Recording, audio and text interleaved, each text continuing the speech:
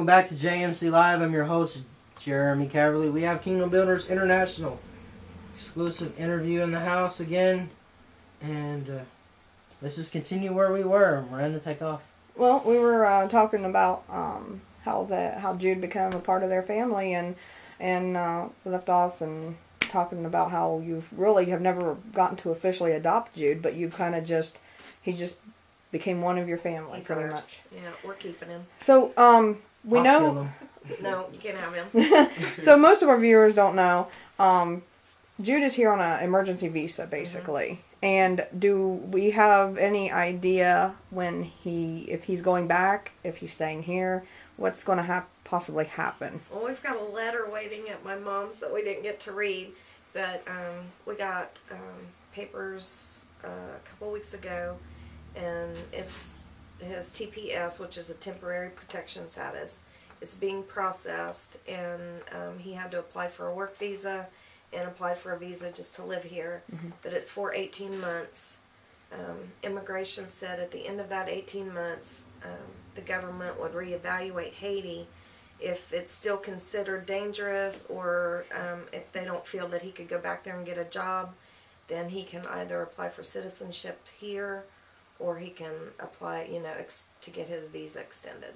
Okay. So we're excited. If you do go back to Haiti, do you have a home to go to? Do you have people, to help you? What is the status down there? Yeah, I mean, I know a lot of people over there. If I were to go over there right now, I would have a place to stay and everything.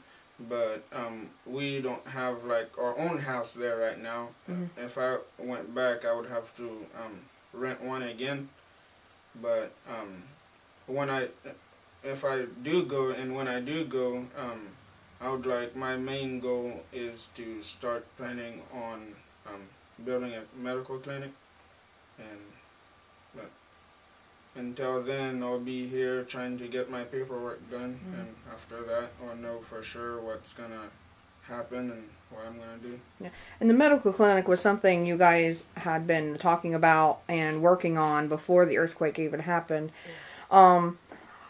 I would like to, if you can, to share about the trip to Haiti just before the earthquake happened, and pretty much how God kind of just saved you, in a way, through a very sad circumstance, basically a tragedy, but saved you in the process. Would you like to share about that? Well, before that, before me and Dad came back here, mm-hmm. For Christmas, we were doing this feeding program where we would feed a whole family for $50 a month. Then we didn't really have a stable place to do medical outreaches, but we did it at our house because people would always come, and whatever problem they would have, if we had the medicine, we would give it to them and show them how to take it. Or if we didn't have it and we had the money to buy it, we would go out and buy it and give it to them. And that's pretty much what we did there, because we just moved up there. We wasn't very used to the people yet, so we were just taking it a little bit at a time. And after that, we came back for Christmas and spend time with our family, and we went back.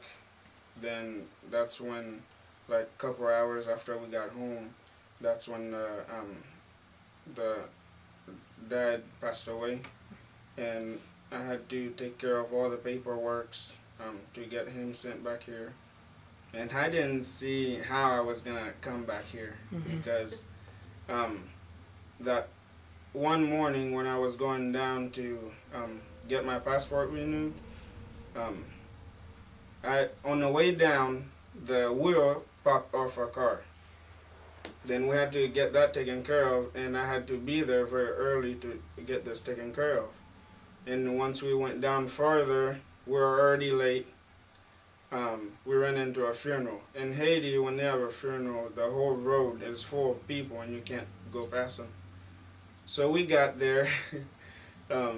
they got the passport. They were doing the passport, and it took like 2 hours before they could get it done. And when the machine was working on the passport, the machine messed it up. Oh. So we had to start all over, 2 more hours, and finally I got it done. And by the time I was done with that, I was already late, like almost late for my appointment at the American Embassy. So when I got there, I was too late. They closed down.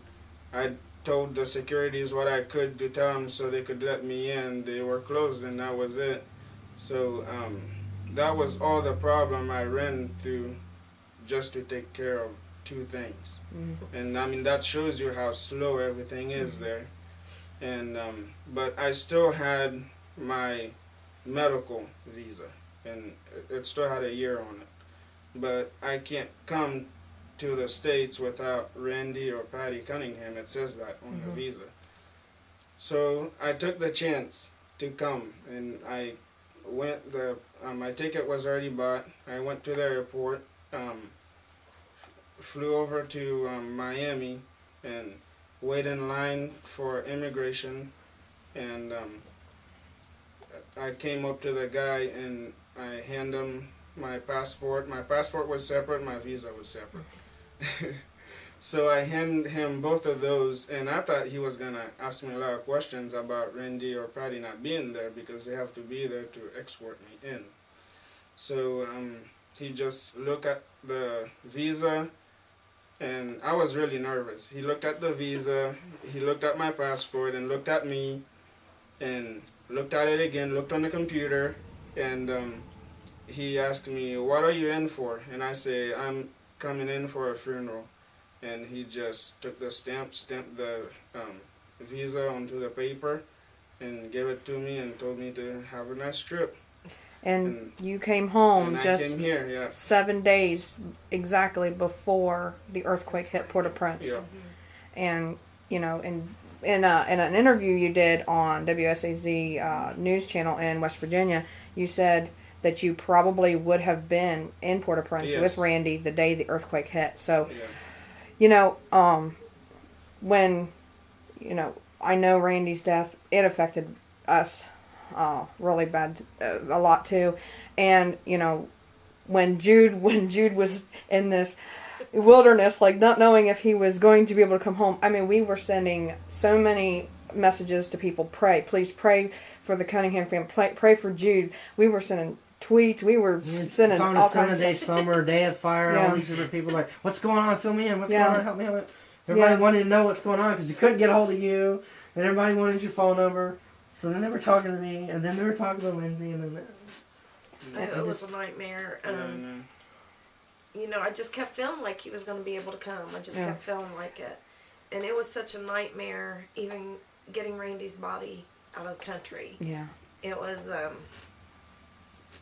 funeral home kind of, and Randy would love this because he was a storyteller. Mm-hmm. But they basically held him ransom. Oh my goodness! I'm not kidding. Until I had to pay them $4,500 to release his body, and they didn't do anything. I mean, nothing other than embalm him. Yeah. But I just felt like he was kidnapped or something. And, but you know, praise the Lord, ransom him out. But finally, you know, getting him out of there and all that stress, and then not knowing, you know, all the trouble that Jude was having, and when he called me and told me that, you know, that he didn't make it to the consulate, I was just devastated. But you know, praise the Lord that they couldn't hold his soul for ransom. That's it was right. with That's the Lord. right. So praise the Lord for that. You know, we're going to take a break and we'll come back up and we'll finish up about Okay. Haiti, and then we'll talk about your upcoming mission trip to Jamaica. All right.